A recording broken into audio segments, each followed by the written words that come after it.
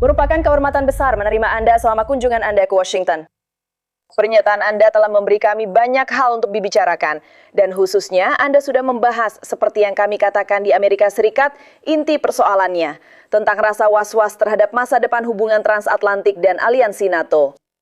Memahami bahwa dengan kunjungan Anda ke Gedung Putih kemarin dan pertemuan dengan Presiden Trump, Sekretaris Rubio dan Sekretaris Hexe tentunya, dalam banyak hal dialog diplomatik harus tetap tertutup agar dapat berjalan dengan baik.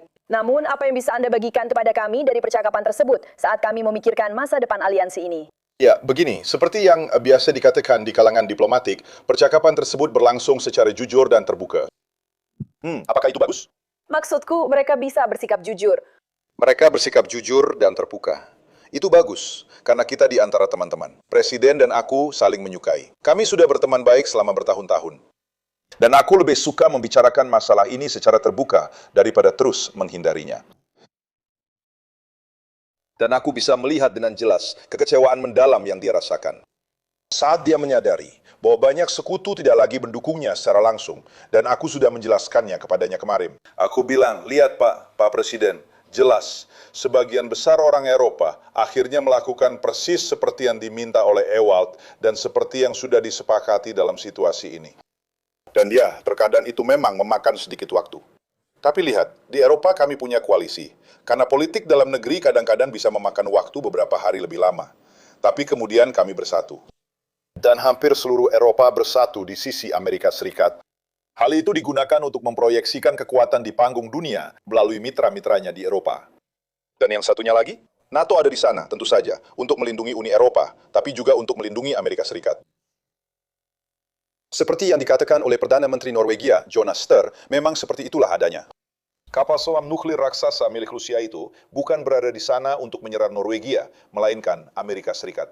Berkat aliansi inilah kita memastikan mereka tidak mengambil posisi untuk melakukan hal itu. Jadi itu hanyalah salah satu contoh bagaimana wilayah daratan utama dan Eropa menjadi lebih kuat dan aman karena aliansi ini. Ini adalah percakapan yang bagus. Itu terbuka dan jujur. Dan saya benar-benar merasakan kekecewaannya. Yang sekali lagi, sampai batas tertentu saya mengerti. Presiden jelas menunjukkan kekecewaannya. Dia kembali meminta agar Eret Zaitius mempertimbangkan untuk keluar dari NATO. Namun penting untuk diingat bahwa tantangan partisipasi Amerika Serikat di NATO sebenarnya bukanlah hal yang benar-benar baru. Saya selalu teringat pendahulunya yang lebih tua, Sekretaris Jenderal pertama NATO, yang mengatakan bahwa tantangan aliansi ini mungkin adalah tujuan NATO untuk menjaga orang Rusia di luar dan orang Amerika tetap di dalam. Argumen apa yang Anda sampaikan kepada Presiden? Tentang menjaga keterlibatan orang Amerika? Argumen apa yang akan Anda sampaikan tentang pentingnya NATO? Dan apa nilai tambah yang ditawarkan untuk mereka? Baik, kadang-kadang kita memulai dengan proposisi nilai yang keliru. Menurut pendapat pribadi saya, pandangan yang salah adalah bahwa NATO didirikan pada dasarnya karena Amerika Serikat ingin menghindari isolasionisme setelah Perang Dunia Kedua, mengulangi apa yang terjadi dalam beberapa hal setelah Perang Dunia Pertama. Dalam pidato terkenal Churchill pada akhir Desember di Kongres Serua, dia berkata, sekali lagi, untuk kedua kalinya di abad ke-20, tangan panjang sejarah meraih dunia baru untuk datang membela dunia lama. Dan kita tidak akan mengulangi kesalahan itu. Agar tetap aman, dan agar Amerika Serikat tetap aman, Anda membutuhkan Eropa yang aman, tetapi juga Arktik dan Atlantik yang aman. Jika tidak, Rusia dan yang lainnya akan menjadi ancaman. Dan kita sudah tahu, janganlah kita naif, bahwa tidak mungkin memisahkan apa yang terjadi di Pasifik dari apa yang terjadi di Atlantik. Itu Tiongkok, Korea Utara, dan Rusia bekerja sama dengan Iran, misalnya dalam upaya perang agresi tanpa provokasi yang dilakukan Rusia terhadap Ukraina. Mereka bekerja sama. Jadi ini bersifat global, dan kita perlu bekerja sama. Saya tidak mendukung agar NATO diperluas ke Indo-Pasifik, tetapi fakta bahwa kita memiliki kerjasama yang begitu erat dengan Jepang, Korea Selatan, Australia, dan Selandia Baru adalah bukti nyata dari hal itu.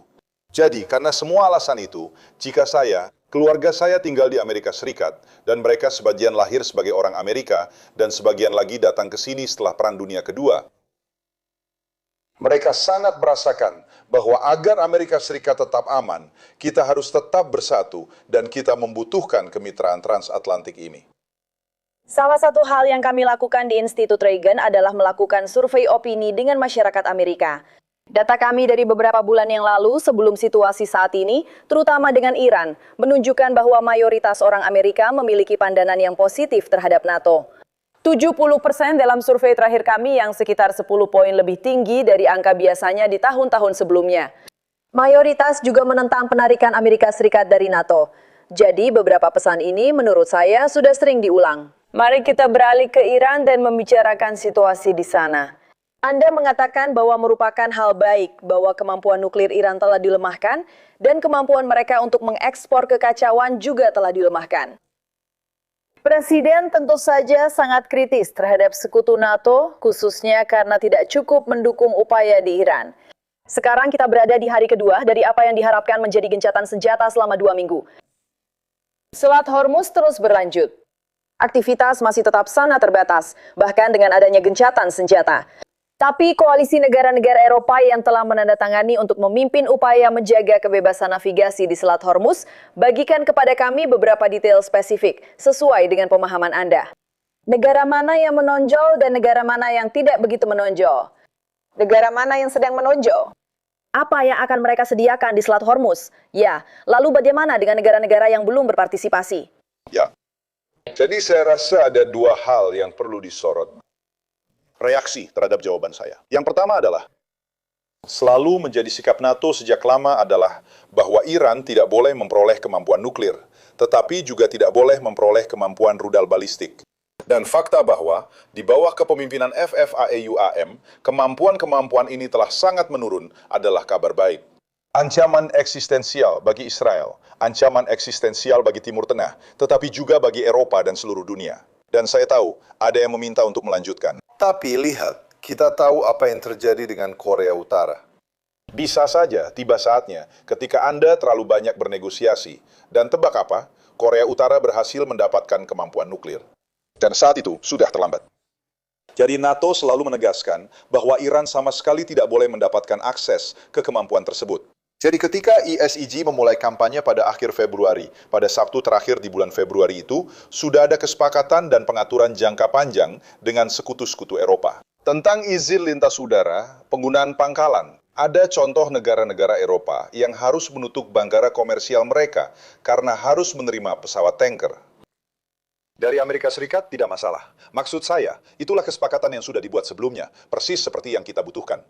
Itu juga Amerika Serikat menggunakan Eropa, seperti yang saya katakan, sebagai platform proyeksi kekuatan, dan itu adalah bagian dari kesepakatan. Tidak semua negara Eropa, tapi sebagian besar mengikuti, kadang-kadang dengan keterlambatan. Sebagian dari penjelasannya adalah fakta bahwa Presiden ingin menjaga elemen kejutan yang saya pahami, tapi itu berarti tidak ada konsultasi sebelumnya, jadi mereka harus buru-buru memahami apa yang terjadi dan bertindak cepat. Tapi ketika menyangkut masalah Ramus ini adalah Keir Starmer, Perdana Menteri Inggris, yang mengambil peran kepemimpinan di sini. Dan dia berkata, kita perlu mengumpulkan koalisi negara-negara yang secara kolektif mampu memastikan bahwa prinsip kebebasan navigasi, kebebasan bergerak di laut kita, UNCLOS, dihormati. Dan jelas itu berarti bersama Amerika Serikat membahas apa, di mana, dan kapan misi itu akan dilakukan. Tapi ini tentang dukungan praktis. Ini tentang ketika negara saya, Belanda, mengumumkan kemarin bahwa kemungkinan besar akan mengirim kapal pemburu ranjau, fregat, dan juga teknologi radar. Jadi, setiap negara sekarang sedang mencari apa yang bisa dilakukan untuk berkontribusi dan memastikan Selat Hormuz tetap terbuka. Tentu saja, ini masih sangat awal. Seperti yang Anda katakan, baru 2 hari sejak gencatan senjata. Jadi kita perlu melihat apa yang terjadi dengan jalur pelayaran dari hari ke hari. Presiden sangat berkomitmen untuk membuka kembali jalur laut secepat mungkin. Ini adalah dukungan nyata. Pertama melalui kampanye, dan sekarang pada tahap ini, untuk memastikan bahwa prinsip kebebasan navigasi tetap terjaga. Dan itulah sebabnya kita memiliki sekutu, koalisi, dan ini tidak hanya melibatkan negara-negara NATO, tetapi juga mencakup Jepang, Korea, dan Australia. Negara-negara seperti Bahrain dan Uni Emirat Arab di kawasan Teluk juga menjadi bagian dari ini, tetapi tentu saja sebagian besar negara tersebut adalah anggota NATO. Ada laporan bahwa Presiden sedang mempertimbangkan untuk menarik pasukan Amerika dari negara-negara tertentu di NATO sebagai hukuman bagi mereka yang tidak meningkatkan dukungan mereka terhadap upaya para reporter di Iran. Secara historis, kehadiran militer Zinebwari di Eropa berfungsi sebagai penangkalan. Bagaimana Anda menilai dampaknya jika pasukan Amerika ditarik? Ya, seperti yang saya katakan, dia kecewa kemarin, tapi ada percakapan yang sangat jujur dan terbuka antara teman-teman. Secara umum saya mengerti bahwa Ewada ingin semakin fokus pada Indo-Pasifik. Oleh karena itu, di Eropa, kita perlu berusaha lebih keras. Kita perlu mengakhiri masa ketergantungan yang tidak sehat ini, agar kita bisa menjadi lebih saling bergantung dengan Amerika Serikat, dengan Eropa dan NATO yang lebih kuat. Tentu saja, itu penting seiring berjalannya waktu. Ketika sampai pada titik itu, yang penting adalah memastikan bahwa saat orang Eropa mengambil lebih banyak tanggung jawab, Amerika Serikat dan EIWA juga memastikan bahwa mereka dapat menangani ancaman di wilayah Pasifik bagian dalam. Dan tentu saja, di sini, di belahan bumi kita sendiri. Dengan begitu, dalam hal kemampuan dan dukungan penting, kita tetap selalu kuat sebagai sebuah aliansi. Tapi semua orang setuju dengan itu. Tidak ada perdebatan tentang itu. Kamu baru saja menerbitkan laporan tahunan terbarumu. Dan berbeda dengan banyak laporan tahunan lainnya, laporan ini berisi beberapa berita yang benar-benar bersejarah, sesuatu yang biasanya tidak ada dalam laporan tahunan NATO, atau lebih tepatnya, laporan tahunan organisasi manapun yang umumnya tidak terlalu menarik, tapi yang satu ini punya. Tepat seperti itu. Para sekutu sudah memenuhi target 2% pengeluaran untuk pertahanan. Ya, dan sekutu Eropa serta Kanada meningkatkan pengeluaran pertahanan 20% hanya dalam 1 tahun. Tapi, seperti yang saya katakan tadi, yang terpenting adalah mengubah modal itu menjadi kemampuan. Apa langkah selanjutnya?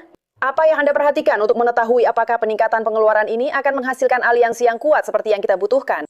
Iya, angka-angka itu memang mengesankan. Bayangkan negara-negara seperti Belgia, Spanyol, Italia, dan Kanada yang merupakan ekonomi besar, bahkan tidak mencapai 2%.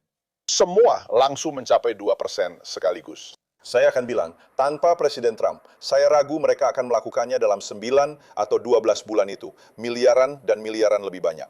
Untuk Italia, itu adalah peningkatan 10 miliar dalam pertahanan dalam 1 tahun. Aliansi berkomitmen pada 5% di KTT Den Haag, dan kita membutuhkan jalur yang kredibel. Bukan hanya berkisar di angka 2%, dan pada tahun 2034 langsung melonjak dari 2 menjadi 5. Tidak, harus ada jalur yang kredibel. Itulah yang akan kami cari di Ankara. Ankara akan fokus pada produksi industri, dan tentu saja kami juga akan mengapresiasi negara-negara tersebut. Angka-angka, tetapi juga memastikan bahwa sebagai sebuah aliansi, secara kolektif, kita benar-benar dapat mencapai jalur yang kredibel itu bersama-sama. Yang bagus adalah, di bawah pendahulu saya, Jens Stoltenberg, ketika ada komitmen Wales sebesar 2%, angka itu sebenarnya diambil begitu saja. 5% itu, termasuk 3,5% untuk pengeluaran inti dan 1,5% yang terkait dengan pertahanan didasarkan pada rencana jika pasal 5 diaktifkan. Kami berharap itu tidak pernah terjadi, tetapi jika ada serangan ke wilayah NATO, sudah ditentukan siapa melakukan apa, di mana, dan apa yang dibutuhkan. Jadi semua negara seperti Belanda dan Jerman tahu bahwa ini adalah daftar tuntutan dari NATO. Ketika Anda menjumlahkan semuanya dalam pengeluaran pertahanan pusat, 3,5% atau 5% itulah kurang lebih angka yang Anda butuhkan. Ini biasanya bervariasi, sekitar 3,5% di inti pertahanan. Secara total, setiap negara tahu apa yang perlu dilakukan, dan ini bukan hanya soal mengeluarkan lebih banyak uang. Masalahnya adalah produksi industri pertahanan, termasuk di sini di Amerika Serikat. Apakah ini juga masalah di Eropa?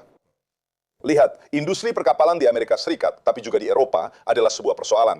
Orang Tiongkok sekarang memiliki lebih banyak kapal yang berlayar dibandingkan Amerika Serikat, dan kita tahu bahwa Tiongkok sedang berinvestasi besar-besaran dalam pertahanannya. Kita memandang Rusia sebagai lawan, tapi kita juga harus mengawasi tindakan Tiongkok. Jadi, produksi industri pertahanan menjadi sangat penting. Saya memperkirakan bahwa seiring waktu, Anda akan melihat bagian dari industri kita, mungkin di Amerika Serikat, tapi mungkin bahkan lebih awal di Eropa, mulai mengadopsi pola pikir yang lebih berorientasi pada masa perang. Bukan untuk bersiap-siap perang, tapi untuk memastikan bahwa Anda mampu mengisi kembali persediaan, juga dengan memanfaatkan basis industri tradisional, bukan hanya basis industri pertahanan.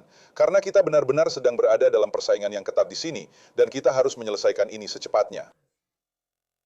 Ketika berbicara tentang kerjasama industri melalui aliansi transatlantik ini, beralih, seperti yang Anda katakan dalam komentar Anda, dari ketergantungan yang merugikan menjadi sebuah kemitraan. Seperti apa bentuknya? Secara khusus, berbicara kepada audiens Amerika terutama, kita juga memiliki banyak CEO dan eksekutif dari industri pertahanan di ruangan ini. Apa yang perlu Anda lihat dari basis industri Amerika untuk membangun kemitraan yang sehat seperti yang Anda cari, baik dari mitra industri maupun dari pihak pemerintah, dari para pelaku bisnis? Pertama-tama, tingkatkan produksi, tambahkan shift tambahan, pasang lini produksi baru, dan jika diperlukan, bangun pabrik-pabrik baru. Jangan bicara soal kontrak 10 tahun, karena dalam sistem ZOA ada siklus 1 tahun. Di sistem Eropa ada siklus pemilu 3 atau 4 tahun, tapi uangnya ada. Anda menyebutkan kenaikan 20%. Lihat berapa banyak uang yang dihabiskan orang Eropa untuk zigzag, itu adalah 10 miliar pada tahun 2020. Sudah mencapai 43 miliar pada tahun 2024 dengan membeli dari Eropa. Untuk basis industri Amerika Serikat, dan ini akan meningkat secara besar-besaran, belum termasuk apa yang harus dibeli oleh Amerika Serikat sendiri, mengingat peningkatan besar anggaran pertahanan di sini, di Amerika Serikat, di bawah kepemimpinan Trump. Jadi lakukan itu, dan yang kedua, bekerjalah bersama-sama. Dan saya tahu ada banyak contoh perusahaan Amerika yang berinvestasi di Eropa, mendirikan pabrik, misalnya pabrik di selatan Bavaria, untuk memproduksi pencegat. Dan ada banyak contoh seperti itu. Tapi juga ada perusahaan Eropa, seperti Thales, seperti misalnya Leonardo. Banyak perusahaan dari Turki misalnya, berinvestasi di Amerika Serikat dan bekerja sama. Ada basis industri pertahanan transatlantik ini, dan mereka tidak dapat dipisahkan. Tidak ada cara lain, karena itu hanya akan menguntungkan Rusia dalam jangka pendek dan Tiongkok dalam jangka panjang. Dan kita tidak bisa membiarkan itu terjadi. Saya akan beralih ke pertanyaan dari audiens kita. Sekarang untuk mengakhiri pertanyaan awal saya, mari kita bicara tentang Ukraina.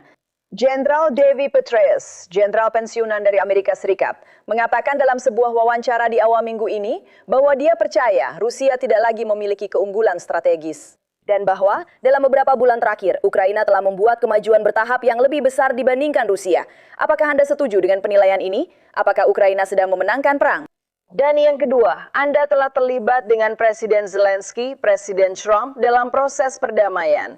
Ukraina, sekali lagi tanpa membocorkan hal-hal rahasia, apa yang memberi Anda harapan dan apa yang membuat Anda khawatir terkait masa depan perang di Ukraina? Mengenai pertanyaan pertama, pandangan saya sedikit lebih bernuansa. Memang benar bahwa Rusia kehilangan banyak orang setiap bulan, sekitar 30 hingga 35 ribu tewas atau terluka parah setiap bulannya. Bisa Anda bayangkan? Orang-orang Soviet pada tahun 80-an kehilangan kurang dari 20 ribu dalam 10 tahun di Afghanistan. Dan sekarang mereka kehilangan jumlah itu hanya dalam 3 minggu. Itu sangat besar, itu tidak bisa dibiarkan terjadi. Dan hal ini harus, dengan cara tertentu, sampai ke Moskow dan Sankt Petersburg. Anda tidak bisa mencoba menahan hal ini hanya untuk bagian-bagian Rusia yang tidak akan dijangkau oleh media pada umumnya. Ini pasti akan berdampak pada Rusia, tidak diragukan lagi. Tapi di sisi lain, secara keseluruhan, garis depan bergerak ke arah yang salah, secara perlahan dan dengan biaya yang sangat besar. Orang-orang Ukraina bertahan dengan kuat dan menggunakan teknologi paling canggih. Saya sudah sebutkan di pengantar saya. Ada teknologi drone, dan itu tentu saja memberi mereka kekuatan yang luar biasa. Dan juga ketika berbicara tentang drone dan anti-drone, mereka benar-benar perlu maju di bagian ini. Tapi secara umum, masih terlihat sangat lambat bahwa pergerakannya berjalan ke arah yang salah jika Anda mendukung Ukraina seperti saya dan menentang Rusia. Mengenai pertanyaan kedua, saya masih berpikir kita membutuhkan kesepakatan untuk itu, sebuah perjanjian damai. Itulah yang sedang dicari oleh Presiden Trump. Dia memecahkan kebuntuan dengan Putin tahun lalu. Ao se envolver com ele. Dia, Steve Witkoff, dan Jared Kushner bekerja siang dan malam bersama Marco Rubio, untuk mewujudkan hal itu. Dan kita semua memahami bahwa kunci untuk membuka hal ini adalah Ukraina harus tahu bahwa setelah perjanjian damai, keanggotaan NATO tidak akan menjadi pilihan. Untuk saat ini, akan ada jaminan keamanan yang sangat kuat, sehingga mereka tahu bahwa Rusia tidak akan mencoba menyerang lagi. Dan pada awal Januari, di Paris, di bawah kepemimpinan, diadakan pertemuan dengan semua negara yang tergabung dalam koalisi negara-negara yang bersedia, termasuk pihak utama yang berkomunikasi dengan Amerika Serikat. Kami sepakat dengan pendekatan 3 lapis. Lapisan pertama adalah Angkatan Bersenjata Ukraina. Mereka harus sekuat mungkin dengan investasi besar dari Eropa dan Ebers serta Indayat untuk pertahanannya. Koalisi negara-negara yang bersedia, yang sebagian besar terdiri dari Eropa dan negara-negara non-Eropa, didukung oleh Amerika Serikat. Ini adalah paket jaminan keamanan yang kuat. Ini sangat penting untuk membuka perdebatan tentang tujuan akhir menuju perdamaian. Tapi tentu saja dibutuhkan 2 orang untuk menari tango, bukan? Selain itu, Putin harus ikut terlibat dan tentu saja ini juga menguji seberapa serius dia untuk melanjutkan hal ini. Haha, ada yang berpendapat bahwa kehadiran militer Simael di Eropa tidak selaras dengan persepsi ancaman saat ini, termasuk juga mempertimbangkan aspek-aspek yang melampaui Ukraina. Hari ini kita kedatangan kolumis dari Washington Post, Mark Tyson, yang melihat ancaman Rusia bergerak ke timur dan berpendapat bahwa warga Ushuaia harus mengikuti perubahan ini. Bagaimana pendapat Anda? Sayap timur NATO sedang rentan dan seharusnya kita memiliki lebih banyak pasukan sekutu yang ditempatkan di tempat-tempat seperti Rumania. Tidak, tentu saja. Seperti yang saya lihat di sesi sebelumnya bersama Stoltenberg, di negara-negara di sayap timur, sekarang kita memiliki apa yang kita sebut di Parlemen NATO sebagai pasukan darat terdepan.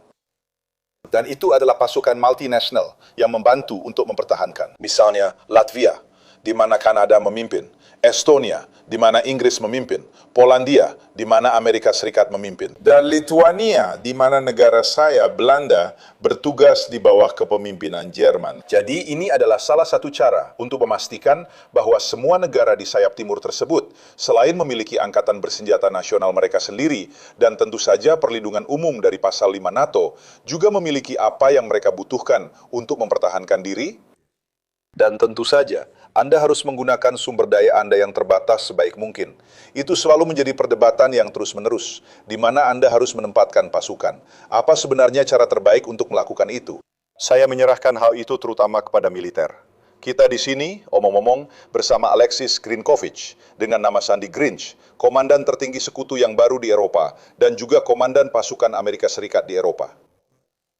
Kita memiliki seorang komandan senior yang luar biasa, seorang jenderal bintang 4, yang terus-menerus bersama timnya mengevaluasi cara terbaik untuk menggunakan semua sumber daya Amerika Serikat dan Eropa demi melindungi benua ini.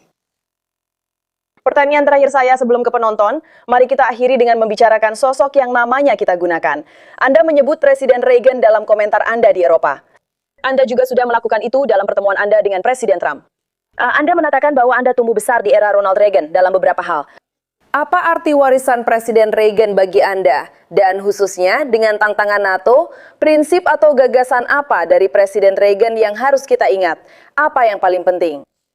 Kejelasan fokus yang benar-benar total sejak hari pertama beliau menjabat hingga beliau meninggalkan kursi kepresidenan pada tahun 1988 dan menyerahkan jabatan kepada Bush, kepada Herbert Volker Bush yang kemudian melanjutkan warisan tersebut. Dan pada akhirnya beliau melihat tembok Berlin runtuh. Kepemimpinan seperti itu, di atas segalanya, adalah kejelasan fokus yang total, yaitu kita harus memenangkan perang dingin, mengakhirinya dengan kemenangan, tidak ada jalan lain. Dan beliau tahu bahwa Maggie Thatcher memiliki sekutu terbaik yang mungkin di Eropa, di Inggris Raya. Hubungan istimewa ini sangat penting bagi aliansi dan seluruh komunitas transatlantik. Dan saat itu, Maggie Thatcher lah yang sedang membangun kembali negaranya. Jangan lupa bahwa pada tahun 1970-an, Britania Raya kurang lebih dikuasai oleh Serikat Pekerja. Dan dia berhasil, dengan melawan Serikat Pekerja Tambang Batubara, merebut kembali Kepulauan Malvinas dari Argentina, junta, pada tahun 1982. Dia adalah seorang pemimpin yang tegas, dan hubungan itu kedua pemimpin yang sangat. Memahami nilai tak ternilai dari demokrasi, kebebasan, dan kekuatan itu, menurut saya itulah yang membawa kita sampai di sini. Tapi juga ada warisan diplomasi. Ketika tembok Berlin runtuh, Bush-lah yang memahami bahwa dia tidak bisa merayakan hal itu. Dan dia dikritik karena itu di sini di Amerika Serikat. Mengapa Anda tidak merayakan fakta bahwa berkat kepemimpinan Anda dan Presiden sebelumnya, Presiden Reagan, kalian berhasil meruntuhkan tembok Berlin? Dia memahami bahwa agar Gorbachev bisa bertahan pada saat yang sangat penting itu, dia tidak bisa merayakan hal itu secara terbuka. Dan itulah jenis kepemimpinan seperti itu. Dan saya juga benar-benar mengagumi Bush. Tapi di atas segalanya, peran Reagan, dan tentu saja ada begitu banyak cerita lucu tentang hubungan itu, tapi saya akan membagikannya saat makan siang. Tapi, seperti yang Maggie katakan, dia sendiri akan menegaskan pengaruhnya di Gedung Putih dan seluruh pemerintahan Amerika. Katakan pada Presiden bahwa menurut Anda harus mengatakan tidak kepada Presiden. Perdana Menteri, ya, saya akan melakukannya. Anda harus mengatakan tidak. Halo, Roni. Pertama, pertemuan pribadi. Dia masuk ke Oval Office selama 1 jam, mereka keluar dan dia menyerah pada semua yang diinginkan oleh Perdana Menteri. Staf berkata, Anda akan mengatakan tidak padanya. Tidak ada yang bisa mengatakan tidak pada Maggie. Dan ya, itulah bagian manis dari hubungan ini. Dan kita semua mendapat manfaat dari fakta bahwa dua pemimpin luar biasa ini memimpin dunia pada tahun 1980-an. Ya, benar. Mari kita berbicara dengan penonton. Kami memiliki mikrofon di sini untuk pertanyaan. Mari kita mulai dari belakang dulu, lalu kita akan maju ke depan. Terima kasih banyak. Saya punya pertanyaan. Alina Shirazi, dari Daily Mail. Jadi berdasarkan percakapan Anda dengan Presiden kemarin, menurut Anda apakah dia masih akan tetap di NATO? Karena Anda mengenalnya dengan sangat baik. Dan yang kedua, apakah Anda masih menganggapnya sebagai ayah Anda setelah apa yang terjadi kemarin? Tentang cerita soal Papai, itu adalah kesalahan bahasa. Begini ceritanya, saya perlu menjelaskannya kepada Anda. Karena sebenarnya, hal itu agak menghantui saya. Saya bisa memastikan. Sebenarnya, saya dan Presiden mengadakan pertemuan pra-KTT di Den Haag pada bulan Juni tahun lalu. Pada hari itu, dia merasa cukup kesal dengan masalah Iran dan juga Israel. Dan dalam bahasa Belanda, Anda akan mengatakan, "Hei, terjemahan dari ayahmu adalah Papai." Dan saya berkata, "Hei ya, kadang-kadang Papai memang harus marah. Jadi saya bukan menyebut dia Papai saya, maksud saya. Tapi Papai juga punya konotasi khusus. Dan sekarang saya harus hidup dengan itu seumur hidup saya." Dan saya menerima itu dan Presiden juga, karena dia meluncurkan kaos. Dia membuat film Daddy's Home ketika dia kembali ke Amerika Serikat. Itu sangat lucu, dan itulah sebabnya saya sangat menyukainya. Tapi ya, kamu membuat kesalahan, dan itu terjadi ketika kamu bukan penutur asli. Maaf untuk itu, benar-benar maaf. Tidak. Saya, sekali lagi seperti yang saya katakan, percakapannya benar-benar terbuka. Itu benar-benar obrolan antar teman, tapi juga sangat jelas. Kekecewaannya. Di sini, di depan. Iya. Selamat pagi. Mantan Duta Besar Italia untuk Sekutu, selamat malam. Terima kasih atas komentar Anda dan Anda menyebutkan inisiatif dari Inggris Raya untuk mengumpulkan pasukan Eropa dan pasukan lain guna menjamin keamanan selat tersebut. Dan sebagai Sekretaris Jenderal NATO, mengingat bahwa aliansi tersebut memiliki kehadiran penting di Timur Tengah, mulai dari Yordania hingga Kuwait, dan bahkan di Irak. Apakah Anda melihat peran yang bisa dimainkan NATO sebagai kekuatan koordinasi juga untuk menunjukkan nilainya kepada Presiden Trump yang meminta hal itu dan mengingat bahwa KTT berikutnya di Ankara adalah langkah strategis di kawasan tersebut? Bagaimana Anda melihat hal ini akan berkembang? Terima kasih. Saya akan mengatakan bahwa kita harus melakukannya selangkah demi selangkah, tetapi dengan cepat. Dan langkah yang sedang diambil sekarang adalah untuk koalisi ini. Sekarang 34 negara telah berkumpul di tingkat militer pada hari Selasa lalu untuk mulai merencanakan secara rinci tentang seperti apa misi besar ini nantinya. Itu adalah langkah pertama. Jika NATO bisa membantu, tentu saja NATO akan ada di sana. Tidak ada alasan untuk tidak membantu. Tentu saja, kami akan melakukannya jika itu bermanfaat. Tapi NATO, saya rasa kita harus melakukannya secara bertahap. Karena di NATO juga hal ini memerlukan kesepakatan dari semua sekutu. Dan menurut saya, di sini struktur yang tepat itu kurang penting dibandingkan kecepatannya. Di sini saya akan mengatakan bahwa kecepatan lebih diutamakan daripada kesempurnaan. Tapi sekali lagi, jika NATO bisa berperan, itu akan sangat bagus.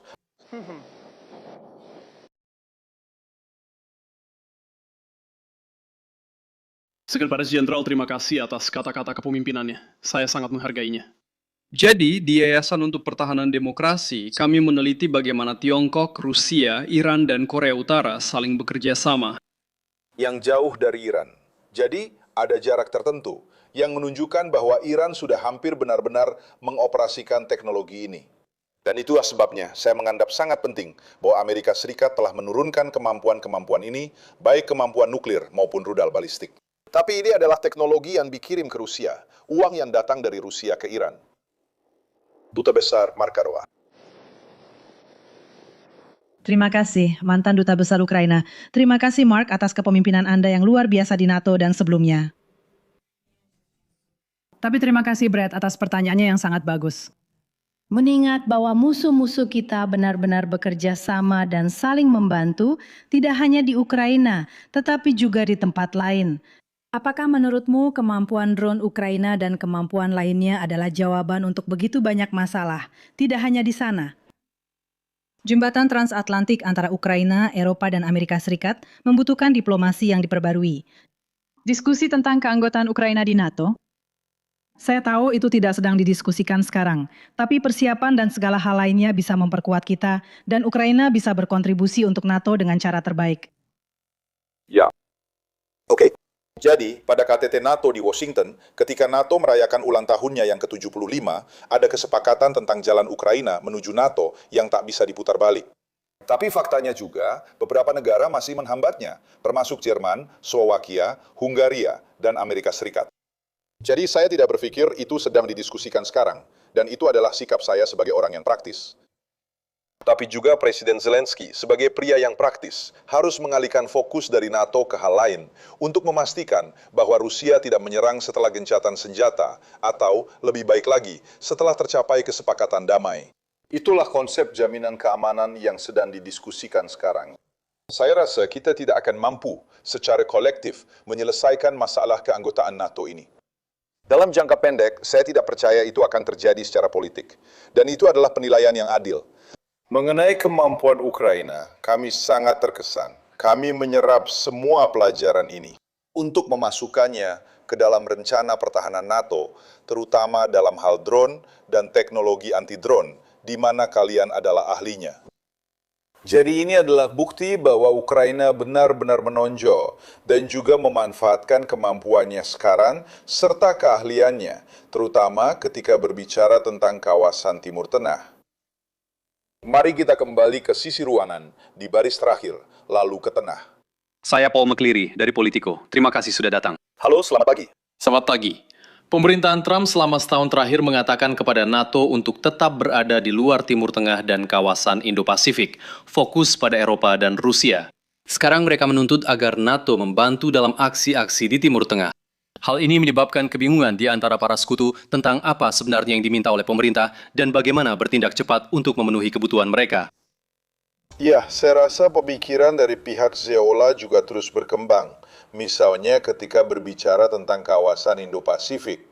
Memang benar bahwa untuk beberapa waktu ada gagasan bahwa Anda harus lebih fokus pada wilayah Anda sendiri. Dan tentu saja, selalu dibicarakan tentang fokus lebih penting daripada sinergi. Selesaikan dulu masalah Anda sendiri. NATO dulu tidak berada di angka 2%, dan sekarang harus mencapai 5%. Sebelum keputusan-keputusan ini, saya sepenuhnya menerima pandangan Zelensky bahwa fokus harus didahulukan sebelum sinergi. Tapi sekarang, setelah kami menyelesaikan beberapa masalah ini di KTT NATO, dan sekarang seluruh aliansi telah mencapai tingkat 2%, fondasinya sudah diletakkan. Apa yang juga saya dengar di kalangan Amerika Serikat dan Eropa adalah bahwa sangat mungkin jika Tiongkok memutuskan untuk bertindak terhadap Taiwan, kenapa tidak? Pertama-tama, menghubungi mitra juniornya dalam semua ini, yaitu Vladimir Vladimirovich Putin yang tinggal di Moskow, dan memintanya untuk membuat kita tetap sibuk di sini. Jadi, sangat mungkin hal itu tidak akan terbatas pada sesuatu di Indo-Pasifik. Di Indo-Pasifik, ini akan menjadi masalah di beberapa teater. Dan itu berarti kepala staf saya berada di Jepang minggu lalu, menyampaikan pesan, dan saya terus-menerus berkomunikasi dengan 4 mitra di Pasifik. Ngomong-ngomong, jarak antara Jepang dan Australia lebih jauh daripada antara Jepang dan Brussels. Tapi tetap saja, kami melihatnya sebagai satu teater di Pasifik yang menunjukkan betapa besarnya dunia ini. Tapi lihat, ini penting. Karena kita tidak bisa menganalisis teater-teater ini secara terpisah. Semuanya saling terhubung. Kita masih punya waktu untuk beberapa pertanyaan lagi. Silakan di tengah, di belakang sana. Kamu, Morgan Phillips dari Axios. Hai, selamat pagi. Selamat pagi. Tampaknya ada beberapa perbedaan pendapat antara Amerika Serikat dan Eropa tentang apa saja kewajiban NATO terkait konflik dengan Iran. Setelah pertemuan Anda dengan Presiden Trump, apakah Anda merasa Amerika Serikat dan Eropa sudah sejalan mengenai apa saja kewajiban NATO? Ya, dan sebenarnya bukan soal NATO. Sebenarnya ini tentang para sekutu. NATO mungkin akan memiliki peran seperti yang disebutkan oleh Duta Besar Italia, tetapi ini tentang apa yang diharapkan para sekutu satu sama lain. Amerika Serikat berharap bahwa dengan menggunakan pangkalan dan infrastruktur di negara-negara Eropa, negara-negara tersebut akan memenuhi komitmen mereka. Dan kabar baiknya adalah, coba tebak, sebagian besar dari mereka telah memenuhi. Memang tidak semuanya, tapi sebagian besar dari mereka. Negara-negara NATO di Arktik dan sekutu lainnya memastikan bahwa wilayah tersebut tetap aman, bekerja sama dengan Kanada dan Jefferson Exxon melalui NORAD dan NORSCOM. Upaya ini yang dimulai pada akhir Januari akan membantu mempertahankan Arktik, termasuk Greenland, dari pengaruh Rusia dan Tiongkok. Jadi itu adalah salah satu bagian. Bagian lainnya adalah bahwa Denmark, Greenland, dan Amerika Serikat mengadakan dialog bilateral dan trilateral dengan fokus pada apa yang akan terjadi jika Greenland di masa depan mengubah posisi konstitusionalnya dalam kerajaan Denmark. Apakah perjanjian-perjanjian itu masih akan berlaku? Itu adalah pertanyaan yang wajar, yang layak mendapat jawaban. Itu bisa diselesaikan. Dan yang kedua, bagaimana mencegah akses Rusia dan Tiongkok ke ekonomi Greenland? Percakapan-percakapan itu sedang berlangsung. Tuan Sekretaris Jenderal, saat kita mengakhiri percakapan kita hari ini, saya ingin menutup dengan melengkapi kutipan yang Dave mulai dalam pengantarnya. Pernyataan Presiden Reagan dalam pidato tahun 88 kepada warga Eropa Barat. Seperti yang Dave katakan, Aliansi Atlantik adalah inti utama dari kebijakan luar negeri dan keamanan Amerika itu sendiri. Dia melanjutkan, Eropa yang damai dan demokratis sangat penting bagi keamanan Amerika Serikat. Jika negara-negara demokrasi sahabat kita tidak aman, kita juga tidak akan aman. Ini bukan sekadar masalah bahasa dalam perjanjian. Betapapun pentingnya perjanjian-perjanjian itu. Ini adalah kenyataan yang abadi, begitu abadi, kata Presiden Reagan, seperti kenyataan bahwa ancaman terhadap keamanan negara bagian Maine, New York, atau California adalah ancaman terhadap keamanan semua 50 negara bagian Amerika. Dan kemudian beliau berkata, sederhananya, serangan terhadap Munchen sama saja dengan serangan terhadap Chicago. Begitu acara Presiden Reagan memandang aliansi NATO. Tuan Sekretaris, terima kasih telah menjaga aliansi dan atas kehadiran Anda bersama kami hari ini. Terima kasih.